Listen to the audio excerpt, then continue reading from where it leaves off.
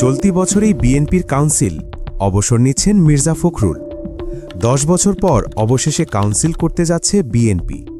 দলের মহাসচিব মির্জা ফখরুল ইসলাম আলমগীর নিজেই জানিয়েছেন এ তথ্য, আর সেই সাথে জানিয়েছেন কাউন্সিলের পর রাজনীতি থেকে অবসর নেওয়ার সিদ্ধান্তের কথাও। বিএনপির সবশেষ কাউন্সিল হয়েছিল 2016 সালে। এরপর নানা চড়াই উতরায় আর আন্দোলনে ব্যস্ত থাকায় আর সম্মেলন করতে পারেনি দলটি।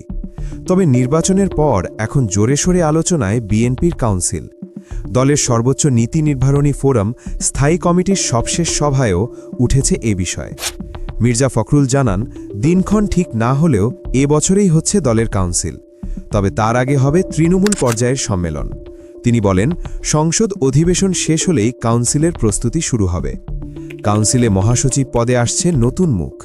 মির্জা ফখরুল জানান, তিনি রাজনীতি থেকে অবসর নিতে চান। তার ভাষায়, আমি খুবই ক্লান্ত, অনেক বয়স হয়ে গেছে, অসুস্থ হয়ে যাচ্ছি।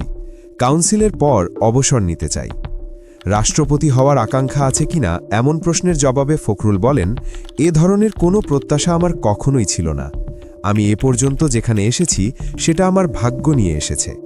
2011 সালে ভারপ্রাপ্ত মহাসচিব এবং 2016 সালের কাউন্সিল থেকে পূর্ণাঙ্গ মহাসচিবের দায়িত্ব সামলাচ্ছেন মির্জা ফখরুল ইসলাম।